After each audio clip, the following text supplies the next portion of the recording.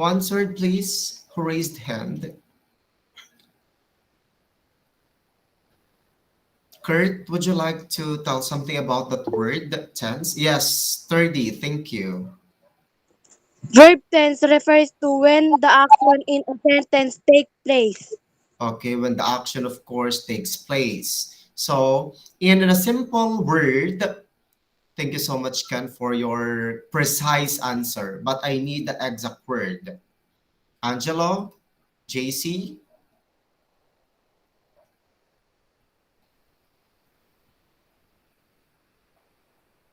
camera, please. JC, hello. The concept of tense in English is a method that we use to refer to time past, present, and future. Okay, I want you to get that word. The word that referred to the word tense. Sinabi mo na eh. You said it already. A very simple word. What does it mean? Tense, meaning a simplest word. One word, four letters. Time po. Okay, that is what you call time. Oras. Thank you for your answer. Who said that? Ako po, sir. All right, thank you, thank you. So when you say tense, we are referring to the time, oras. That's why I wanted to value the time. It is just like in the grammatical category, that time is also precious. And I hope you really understand what is, of course, time all about. So it is just like, of course, in the grammatical categories, what I've said, that we have, of course, the tenses of verbs, the present, the past, and the future. Or if you're going to limit in the past tense, we have the simple past tense and the perfect tenses. Well, anyway, let us move on to the next lesson. Let me present it to you first. Sorry, I have a cough actually. Enter screen.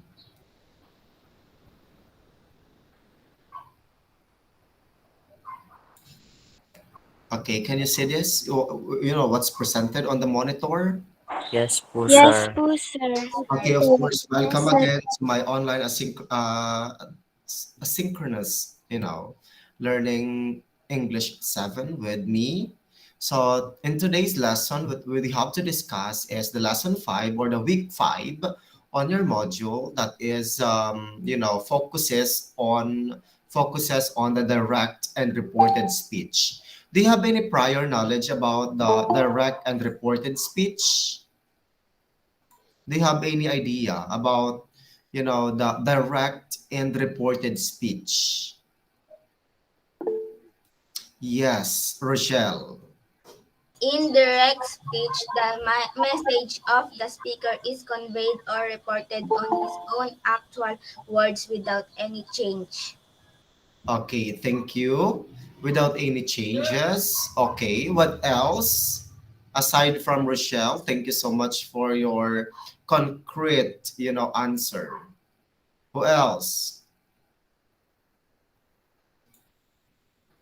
Who else? Anyone? Do you have any prior knowledge about direct and reported speech? Anyone? No more. Okay, thank you for being honest. So here is, of course, the lesson 5 focuses on the direct and reported speech. So for our initial activity, for the learning task number 1, I want you to analyze the group of statements below and the column 1, that is the direct speech, and then the reported speech. So I want you to analyze and give or tell something about what you have seen, what you have observed, or what you have noticed on the initial activity from the column 1 and then the column 2.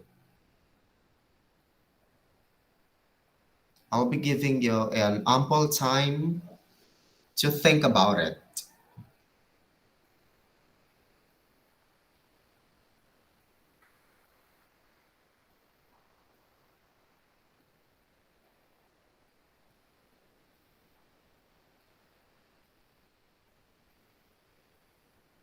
What have you noticed? Oh yes, Caleb, please. Yung sa may direct speech po, may mga quotes po. Tas Okay, there sa are may report. quotes. Would you like to speak English, please? What I have noticed is that in the direct speech, there is quotes in the words.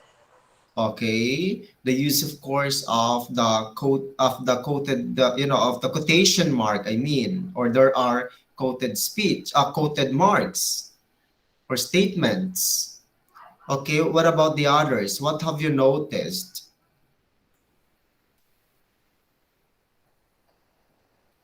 Do you think there there is or there are differences between direct and reported speech?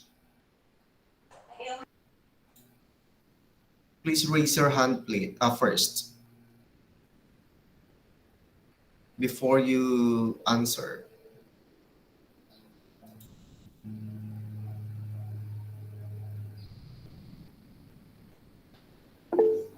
Oh yes, Emeril,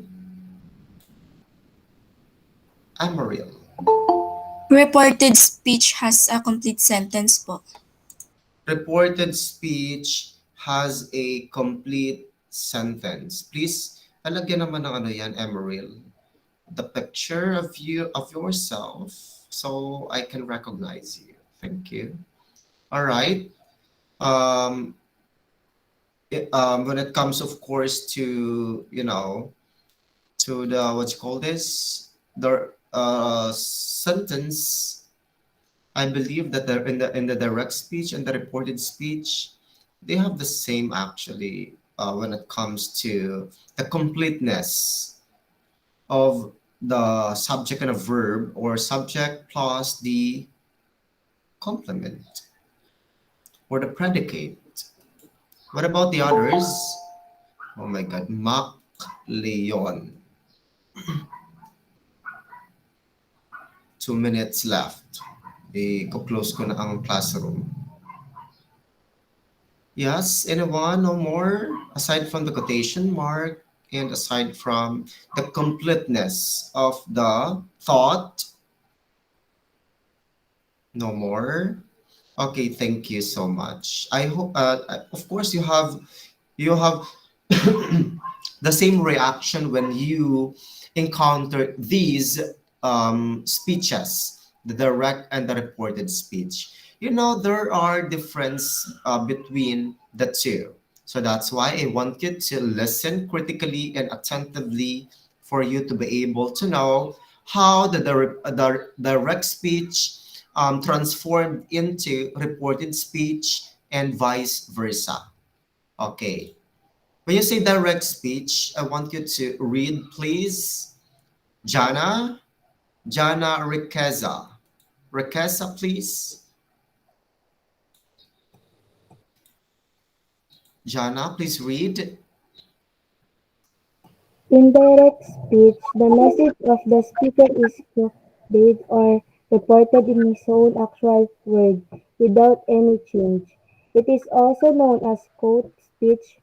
The exact message of the speaker is enclosed by quotation marks. Okay. So when you say direct speech, I want you to, instill on your mind it is his or her own actual words without any change. So what does it mean? If I say, pick that garbage, for example, pick that piece of paper, that is my actual word. You are the listener, and I am, of course, the one who directs you or you give command. That is my actual word. So that is what you call the direct speech. And also, of course, aside from that, we're going to have an examples of the so-called direct speech. So please, I want you to read the first example. Mary, Sir, lahat po yan. the first example only. The boy said, I eat pancakes. Again, please. The boy said I eat pancakes.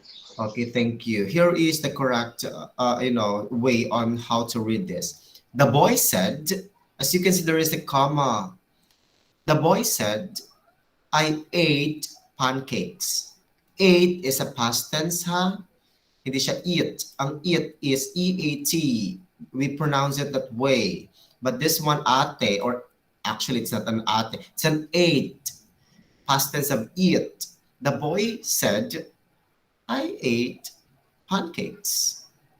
As you can see, please, I wanted to remember subject, the boy, or the simple subject is a boy. The verb is said, and then there is a comma. Please, I wanted to be aware on it. There is a comma after, oh my goodness. There is a comma after the verb plus the quotation mark, and then another clause. Another clause, subject, the verb or subject, and then the predicate. And then after that, after the predicate is, as you can see, period, and then the quotation mark. There are people actually, even they already graduated from the college or from the university, they don't know how to place it correctly. The period, what comes first? The period or the quotation mark, the end quotation. Of course, in a technical way of writing, nasa loob po ang period after the quotation mark. And I hope wala na magkakamali dyan. Kasi inano ko na kayo. I discussed it already. Nasa loob ang period. Yung iba kasi ganito ginagawa. Ganyan ginagawa. They put it that way. That is very incorrect. Clear? Clear po, sir.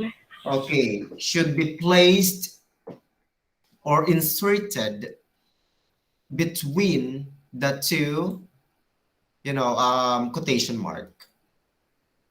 Okay. That is, of course, a direct speech. The boy said, I am, of course, to say this. If I'm going to report you or reported speech, if I'm going to report this, so the boy said, or I am talking to that person or to that boy. So, and then he is actually narrating, I ate already pancakes. And then I'm going to, to transform that. The boy said, or he said, if you don't like this, the boy or he, if you're going to use pronoun, he said, example, he said, I ate pancakes. Do you think it's still correct? Hello? Yes po, sir. Yes. Tama pa din. Yes po, sir. Because you are just going to alter, you see alter, to change the subject. To change the subject. That is, of course, any question? None.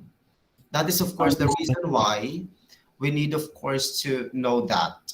And then the mother ordered, as you can see, there is, of course, a verb. Two verbs must be here. Clean, ate, asked. Okay. And then is, of course, a verb. Two verbs should be inserted on that specific example. Okay. Another one. In the direct speech, a direct speech commonly has a reporting clause. Reporting verb, reported clause, and reported verb. We say, what is, of course, a clause? Anyone? Pinag-uusapan natin ngayon ang clause. What is a clause? Hahapyaw muna tayo. Let us have, of course, a glimpse of the so-called the clause. What is a clause? Hindi siya close, ha? Clause. Oh, yes. Johan? In language, a clause is a constituent that links a semantic predicate and a semantic predicate. A typical clause consists of a subject and a syntactic predicate. The latter typically a verb phrase, a verb with any objects and other modifiers. Okay, would you like to turn on your camera, please? So we can recognize you. Reggie Balbuena. Reggie, hello. I would like to connect me on the line, please. Reggie, are you there?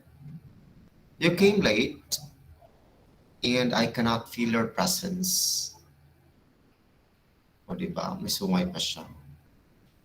Reggie, are you there? Or just open? Or you just in or enter on the classroom? Well, anyway, never mind.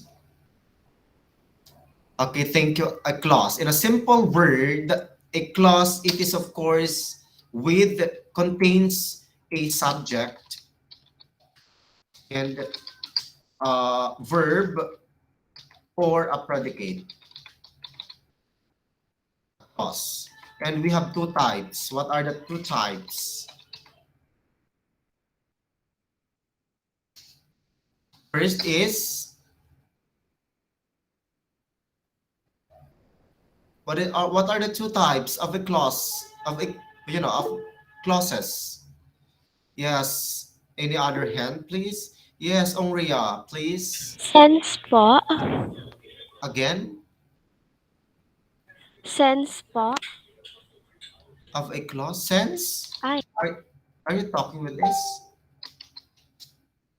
yes po, sir. Okay, thank you for your answer, but it is not a type. Yes, Eloisa, Janice, An independent clause and dependent clause. independent clause, correct. What about the others? The second one is the dependent. Dependent. Okay, independent and dependent clause. Independent is also known as a principal clause. Parehas lang sila ha. For a dependent one, it is what you call a subordinate clause or a subordinate clause. Okay. So, what is of course the difference between the two? Sir, dapat ang clause, actually, there is a subject and a verb or subject or a predicate. Sir, bakit na lang hindi natin sinabi na na sentence siya, napakasimple, di ba? But of course, there is a distinction. There are distinctions between the two, or there are difference between the two. When you say when you say clause, it is actually not a sentence, okay? Hindi siya ganon kadali sabihin na sentence.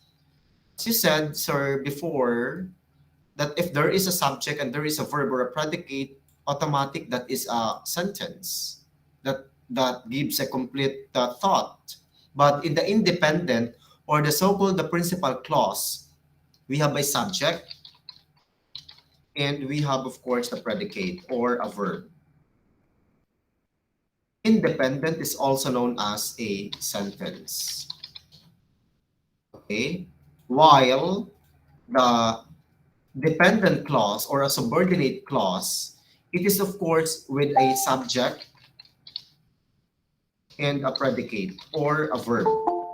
A subject or a verb. Saan na bang pagkakaiba nito? Anyone who wants to guess? If an independent has a subject and a predicate, or also called as a complete sentence, while a dependent has also a subject and a predicate, pero there are things that we may consider. Wala naman siguro silang pagkakaiba, sir. Well, let us find out. Anyone? Yes, Janice? Sir, an independent clause is a clause that can stand alone as a sentence, while dependent clause is a clause that can stand alone as a sentence. Okay, that can't stand alone. Okay, thank you. Why the dependent can stand alone? Can, while this one cannot. While this one cannot. What's the difference? There is a subject and a predicate. Bakit hindi sila sugnay na hindi makapag-iisa in Tagalog or in Filipino?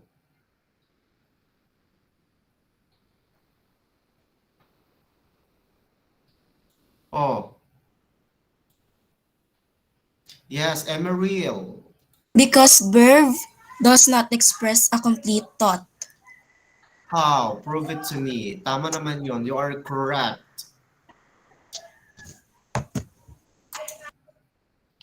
Okay. Here, there are, of course, things that you have to consider. Who raised? Wait. No more. Okay, hold on. For example, the sentence is, I left uh, I left him earlier. Okay, this is of course I is the subject, and then left him earlier is the predicate. So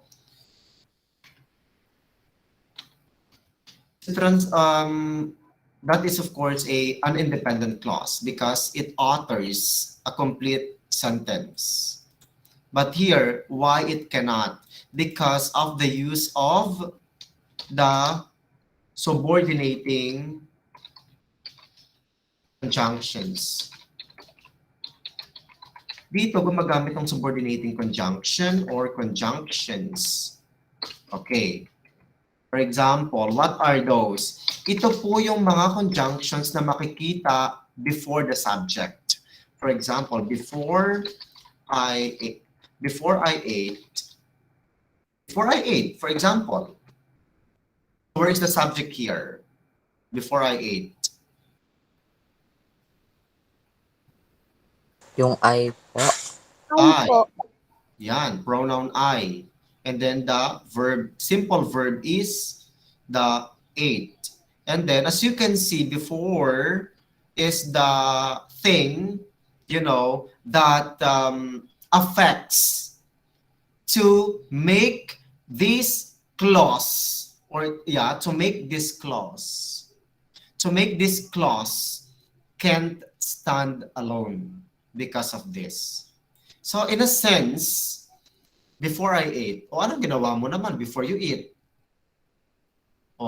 As you can see, the sense of the sentence is incomplete.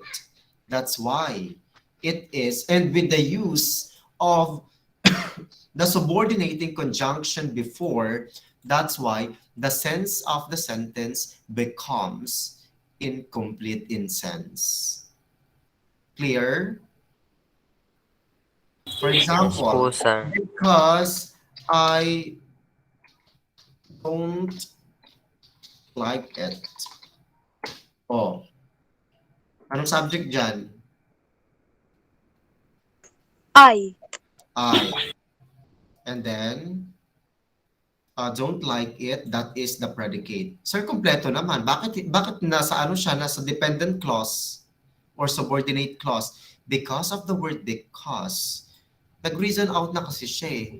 So, paano mo hindi nagustuhan yan? Diba? Hindi naman sinasabi sa sentence. So, that's why the use of the subordinating conjunctions, it made the sentence incomplete. So, that is, of course, the reason. Any question with the dependent and independent clause or a clause? None po, sir. Perfect. None po, sir. Okay. Now, let us proceed. And I hope that is very clear. Marami tayong types of conjunctions. the subordinating conjunctions, or the coordinating conjunctions, the subordinating conjunctions, and also, of course, the conjunctive adverb. Diba? And I believe that you touched it already on your, on your elementary days. Okay, let us continue. We are still focusing on the direct speech. As stated here, that there is, of course, in the direct speech, there is an actual words. So how it looks like. Here is the reporting clause. Where is the reporting clause here? On the example, the boy said, I ate pancakes. Where is the reporting clause? Oh, yes. Emeril. I ate pancakes. Okay, thank you. But that is not a reporting clause. Thank you for your try. Yes, Shane? The boy said po. Okay, thank you. That's the correct one. The boy said it is a reporting clause, which means that the speaker, siya na ang nagsasabi dun eh. Iba na ang tao na nagsasabi. Who said, I ate pancakes? The The boy. boy, di ba? Yung lalaki. Nanireport mo lang. Nanireport mo lang. Nag-uusap kayo dyan eh. So let's say for example, Jeff, I ate pancakes earlier during on my breakfast. For example. 'Di ba? Pero ikaw, ikukwento mo sa ibang tao, that my friend, he said that I ate pancakes. So ito na yun. That is of course a reporting clause, this one. There should be a reporting clause. Sir, pwede ko bang baguhin ang verb na yan? Yes. For example, the boy exclaimed. The boy narrated. Any verb that suits. Hindi naman, sir, ayoko ng said. Gusto ko told. Gusto ko told. Hindi, okay lang. Sa'yo yan eh. Choice mo yan. As long as it suits to the sentence. And then when you say reporting verb, of course, the reporting verb is the verb itself. Here, said. The reported clause here, ano ba ang sinabi nung boy na yon? That is a reported clause that needs a quotation mark. Ano ba yung actual na sinabi nung lalaki na yon?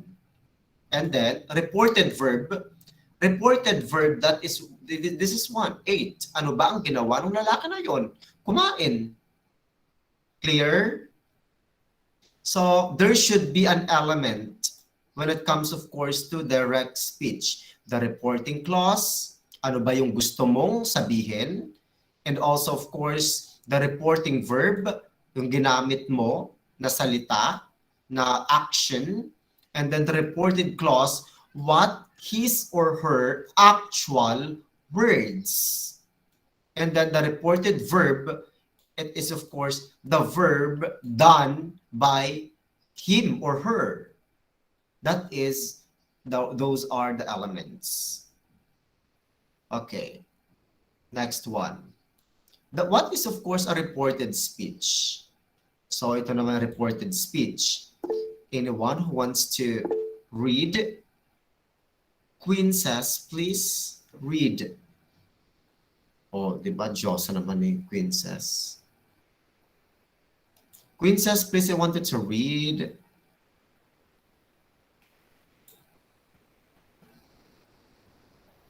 Queen says, nandiyan ka ba? Iba dito, na-attend lang, tapos out of nowhere. Queen says,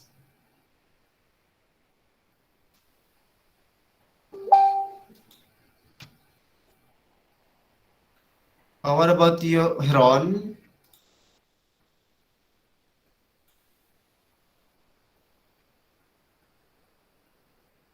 Hiron, are you there? Diyos ko naman, magbabasa lang. Heron, are you there?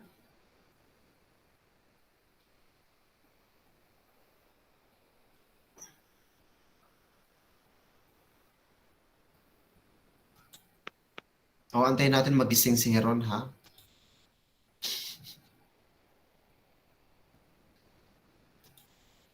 Okay, thank you, Heron, for not participating. Any other? Chris. Chris, are you there? Say hi to your classmates.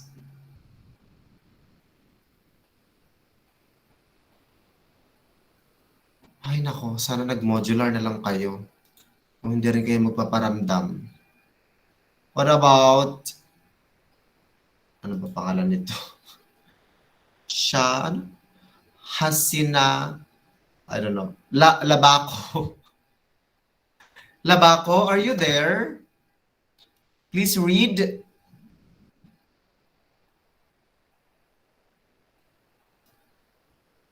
Labako, hello.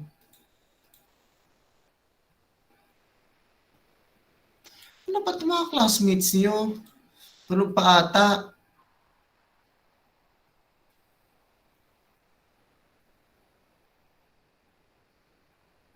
We are 50.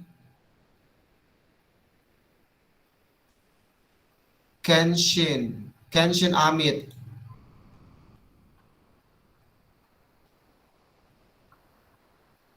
Yes, Marlu. Marlu. Sir, Marlu, please read. Thank you for Reported speech. Reported speech is also known as indirect speech. It also a report on what someone else said or wrote without using the person's exact word. Unlike direct speech, it doesn't have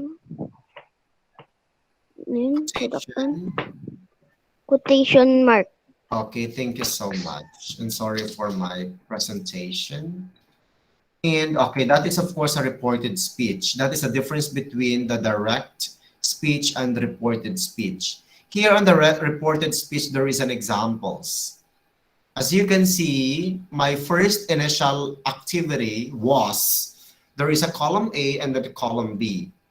You know, and James said, you know, as he have noticed in the column A and the column B, that the use of the quotation mark, it is actually a perfect observation. Okay, dito naman in the reported speech, we don't need any quotation mark here. So what we have to do is just use a period to end the statement. So as you can see, the boy said that he had eaten pancakes. Why we came up with this? As you can see. Oh, no. Okay. Why we came up with that example? The boy said, okay, ito yung nire-report na niya, that the that clause, and then subject again, and then the verb. Had, it is of course a linking verb, and then eaten is a main verb. Sir, why eaten? Why eaten? Sa palagay nyo, hindi ate lang.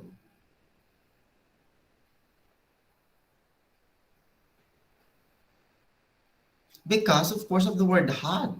It is a past perfect. What I mean is the past participle. 'Di ba?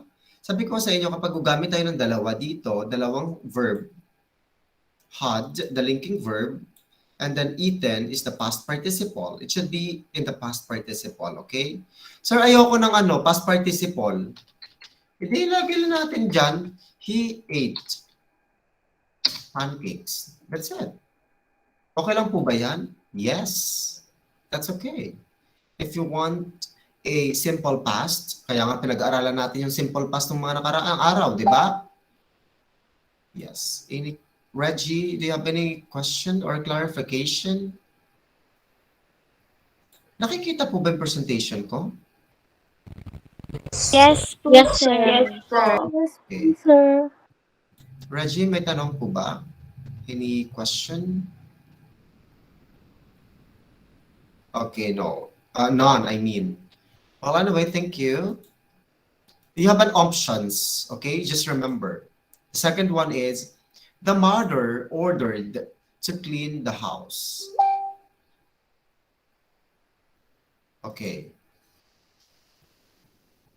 So John asked if everything was clear. So how we can transform this? Sige, subukan nga natin the the reported speech to direct speech. For example, John asked if everything was clear. How we may transform this? No idea. Oh yes, Elijah. John said if everything was clear. John said, and then don't forget, of course, the use of of the comma, and then quotation mark of what you've said. No, no, no. Ano ba yan? Quotation mark. Are you sure with this? Ha? Yes, sir. Ganyan ba dapat? Yes, Sure? sir. Yes. Everything was clear. And then, period, that's one. Or the if clause. If everything was clear. That's it. Yes, any other question? Shane? John asked, is everything was clear? Okay, asked. Tama naman yan. So, verb lang tayo magkakatalo, ha? So, or, John noticed. Okay, pwede rin yun. Or exclaimed, bahala kayo kung anong verb ang gusto nyo dyan. Pero much better if you're going to, anchor, the verb on the given statement. Ask na lang ang gamitin nyo to make it very safe. Okay, next. Here are the rules in changing direct speech to reported speech. Hold on.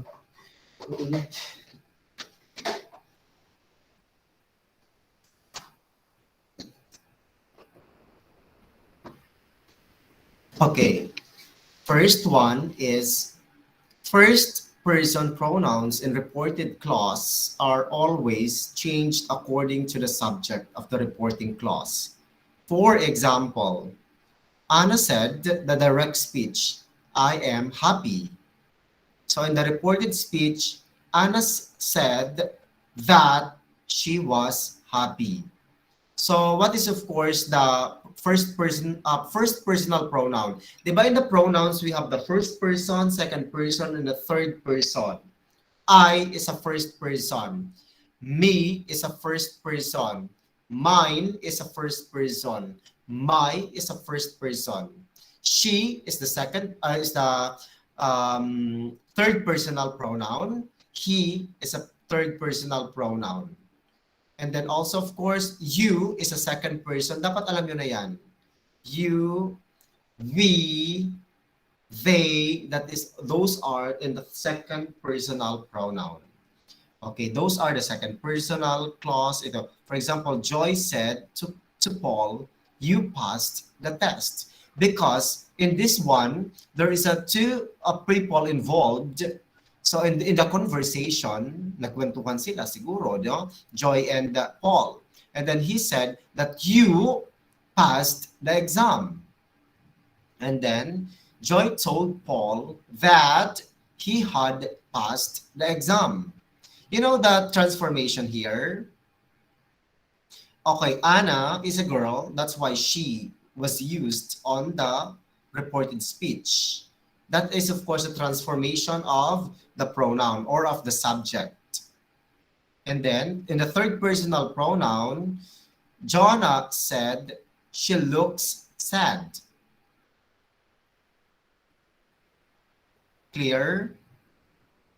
And then she looked sad. O, pwede rin yun. Kapag sa reported speech siya, this one is in the present, in the direct speech. And then syempre, na-report mo na siya, nasabi na niya, that's why we have to use it in a past tense. Here, and the given example on the second personal pronoun, as you can see, you passed the exam. Past tense na siya. So, saka tayo gagamit ng past perfect tense or the past participle. Had, kasi past tense na ang ginamit dito. Had, ang ginamit natin dito just because of the word past. And then past is the past participle of the word past. Diba? Ano bang present ng past? Hello? What is the present tense of the word pass? A past. Siyempre pass. Walang ed. Okay. As you can see, ito ina-emphasize ko lang yung transformation ng verb sa I am happy. Here is the reported speech. Pero the direct speech. And then she, because of the word Anna, and then was. What is the past tense of the word am? Kapag gumamit siya sa direct speech ng verb na present, gagawin lang natin simple past. Pero kapag ang verb na ginamit is past tense, gagawin natin ng past participle, past perfect. Nakita po ba yung pagkakaiba? Nakita po yung pagkakaiba? Yes po, sir. Ng verb transformation. Yes po. Okay, next. Okay, change in verbs naman tayo. Ito nga yung sinabi ko. For example, I joined the club. For example, the man said, in the direct speech tayo ha, the man said, I joined the club. And then the past simple. Join is a present. Kapag present po ang verb niya, gagawin lang nating past simple.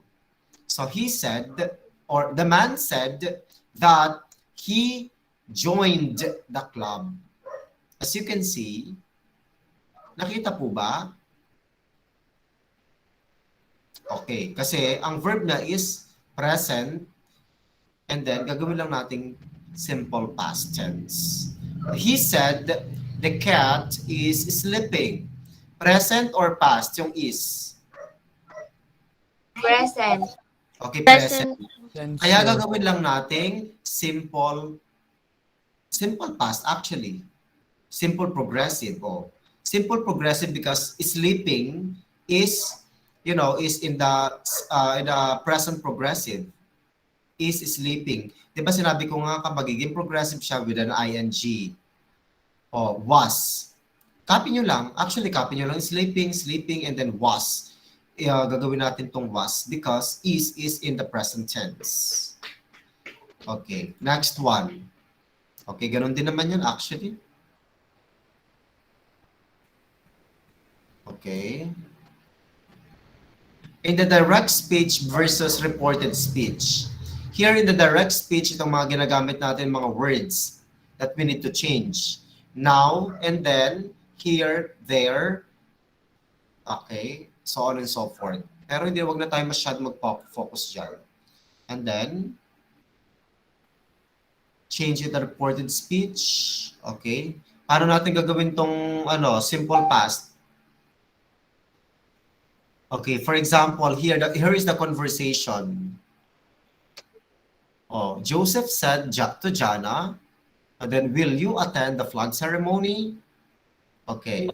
John asked Jana if clause ang gagamitin natin. Kasi why? It is of course for yes or no questions. if or whether is used in place of that. Instead of that, gagamit po tayo ng if clause and the whether clause. If clause, paano nasabi ito natin, sir, na if clause? If clause, ang tawag dyan, and instead of that clause, we need to change that if the question is answerable by yes or no. You know what I mean? If she would attend, will becomes would attend the flag ceremony, and so on and so forth. So those are actually, the things that you have to. Okay, Maria said to me, for example, do you like the merienda? It is in the simple present tense. Nasaan ang simple present dyan? Siyempre, do, and then the like, di ba?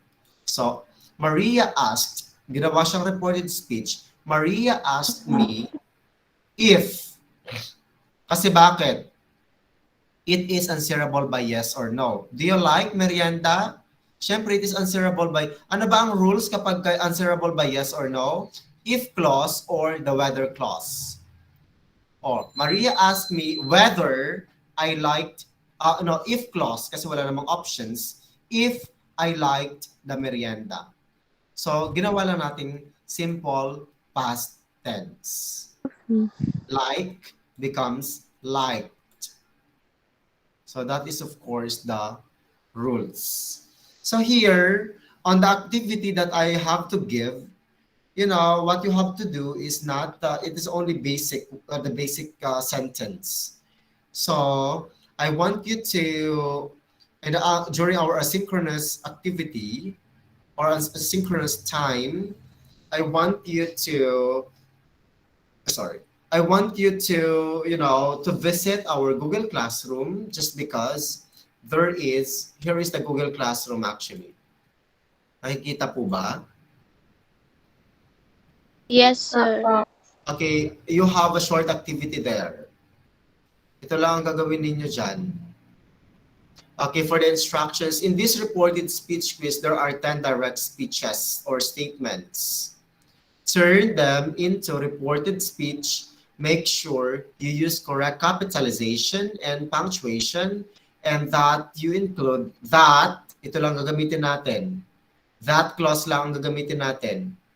For example, Mike said, I am late. As you can see, the correct capitalization, M, it should be capital because that is a very basic knowledge actually. Basic instruction.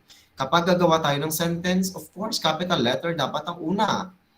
And then, okay, said, because that is the given verb. And then, I am late. So, it would be, of course, Mike said that he was late. Was ang ginamit natin because is a present tense. Be verb. And then, as you can see, meron siyang mga quoted mark. Quotation. Okay. Pero mali dito ang ang example ko dito. It should be, the period must be inserted between the quotation mark. Sorry for that. And I hope, of course, that is very clear. Ilalagay nyo lang dito your answer. Any question? None, Okay. sir. So I assigned it already. So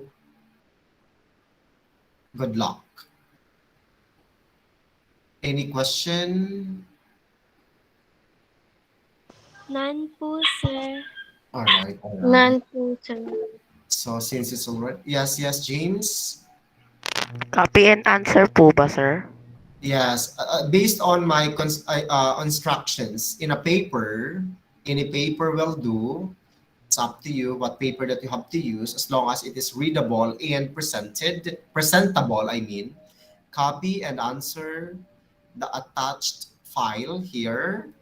Here is the attached file, and then take a picture with your answer and upload after. Clear? Clear po, sir. Clear po, sir. Alright. Wait lang. Titingnan ko nga ito. Timothy, are you there? Okay. Minsan mag-ano naman, magparamdam, ha? Uh, Irish, are you there? Yes, sir. Okay. Paramdam din tayo minsan, ha? Okay. Elijah, Mary. Mga kilala ko lang dito yung mga mga nagsasagot. Si Carl. Carl, are you there? It's too dark, actually. Opo, sir. Tignan mo, natutulog pa ata. Okay. Ito wala talaga to eh. Hindi nagparamdam eh. Ken, are you there? Kenshin? Amit? Mr. Amit, are you there? Amit, hello? Wala pa rin. Baka tinuloy-tuloy na ang pagtulog, no? Brent, hindi ka nagparamdam ngayong araw na to ah. Yes, sir. Mm-hmm. Who else pa ba? John. John, are you there? Pastuli? John? Hello? O, lumabas na agad si Mac. John, are you there? O, baka natabunan ng unan na. Julian, are you there? Yes po, sir. Okay, very good. Ayan, sagot agad. Which means that you are attentive.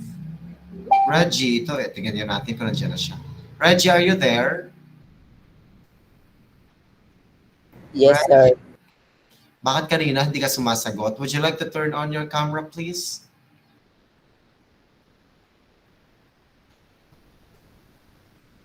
Tingnan ko nga kung baka mamaya natulog ka pa.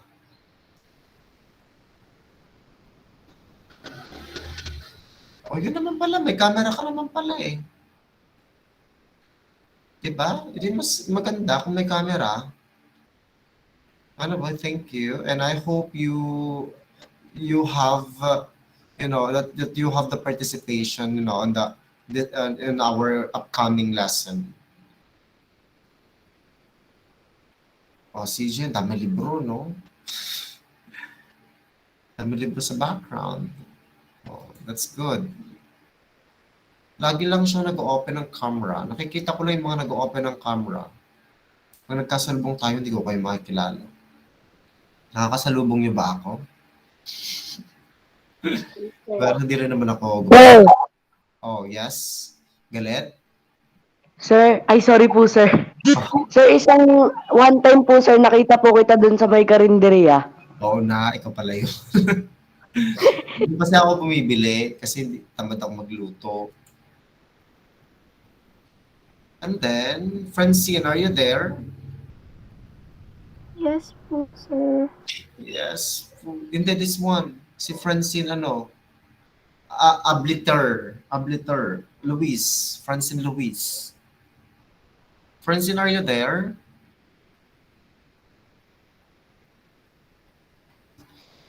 Ako hindi ako madamot magbigay ng grade. Hindi ko naman ikakayaman ng pagbibigay ng grade. Basta, as long as you are complete with your work, automatic yan. Gagawin ko kay line of 9. Pero kung may mga incomplete naman kayo, there are times, no? We still have time. May oras pa rin kayo para gumawa. Hindi ko kayo pipigilan na magpasa. Sir, gusto ko pa po magpasa ng ganito. O, tatanggalan ko ng due date yon.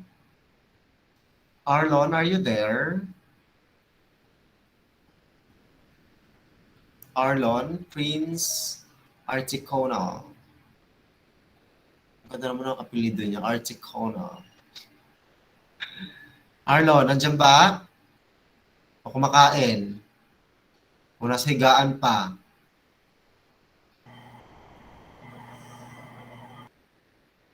Arlon. Kayo kung wala kayong ginagawa, mag-ano kaya kayo,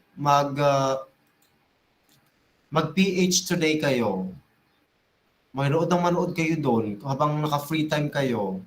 Sayang din yung kikitain doon. Kasi naman tumunganga lang kayo, di ba? Are you familiar with PH today? O, ito naman pala, Kenshin. Kenshin, hello? O, nasaan ka? Hello po. Nasaan ka? Are you in a barber shop? Barber shop? In a coffee shop or what? Hindi po, nasa bahay po. Oh, shala naman ang bahay niyo ah. Ang ganda. I love the design. Thank you po. Ibig sabihin na ba nagtuturo ako dyan, ang dami niyong nanonood? Kaklase ko po. Classmate mo? Seryoso? John A. yan po, magpinsan po. You are in Kamya also. They are in Kamya also. Nice. Dito po ako nakatira sa kanila. Okay. Hello, shout out kay ate.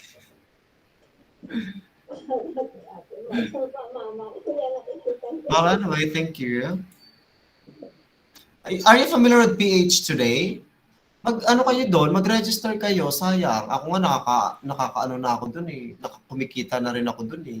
Nanonood lang ako habang kagaya ngayon, piniplay ko lang siya. Nanonood lang ako. Ganun kayo, sayang. Basta may Gcash lang kayo or kung wala kayong Gcash, manghiram kayo ng Gcash or pwede yung gamitin. Pwede nga magano. Ano? Hindi niyo pa alam yun? Oh my God. Well, anyway. Hindi po. Ipapasa ko yung link sa inyo sa ano ba to, sa GC para malaman nyo yun. Sayang kasi. Habang nga kayo, edi mag-play, habang nanonood ng TV, i-play nyo yung mga videos or manood ng ano, kung ano-ano lang. Play ko lang, pero hindi ako nanonood. Play lang. Sayang kasi. Anyway, thank you so much, and I hope that you have a great day and continue, of course, your in doing your what do you call this? Sir, wala naman po kaming GCash. Okay, kung walang GCash, pwede naman kayo manghiram ng may GCash. Pwede yung gamitin yon. I-input nyo lang doon kapag naka 1 million points kayo. That's it. Kasi 1 million points is equivalent to 16 pesos. Madali lang maka points. Kung matyaga ka lang. Yes, I know Ma'am Virgie. Why, Francis? How you related to Ma'am Virgie? Kapitbahay po, sir. Kumusta mo kay Ma'am Virgie? The Queen of Zumba. Nagzumba kasi kami niyan dati, Ma'am Virgie. Because I need to be physically fit. I need to maintain my figure. Ganon. Oh, yes. Timothy? Again, Timothy? Hindi po kasali sa GC po. Okay. May mga nagre-raise ng hand kanina. Na nga nagsumasagot sa chat box. And then, okay lang naman yon. Okay. Si Elijah, Marlu, okay. So please, I wanted to continue, practicing your reading, reading, because I'm going to call you if you are free, and then we're going after my analysis on your reading activity. I'm going to call you if you are not that good, in order for us to practice one-on-one reading session, our reading session. Well, anyway, thank you so much and have a great day. Bye. You may leave now. Don't forget to do your class activity, okay? Bye po, sir. Thank you Bye po. po, sir. Bye Bye po. Thank you po. All right. Bye po, sir. Thank you po. Bye po, sir. Thank you po. Bye po. Picture. Bye What do you po. mean, picture? Okay, James? James, what do you mean?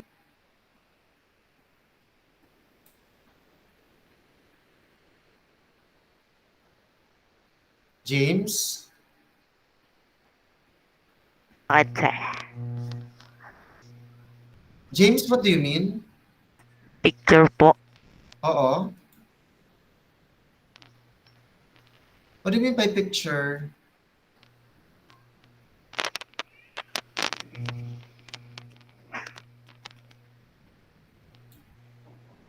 James, are you there? Sir. Anong sinasabi mo dito sa chat box na sir picture?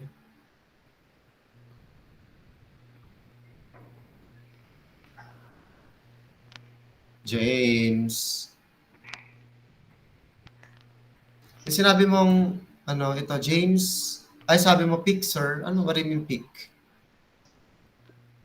Do we need to take picture?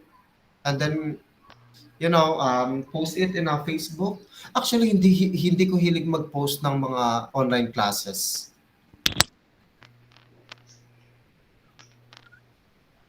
Is that what you meant? Yes, sir. Sana kanina sinabi mo agad. Nagsialisa na sila. Next time, please remind me. Sige po, sir. Alright. Sir, Yes. nakita ko po YouTube account niyo po.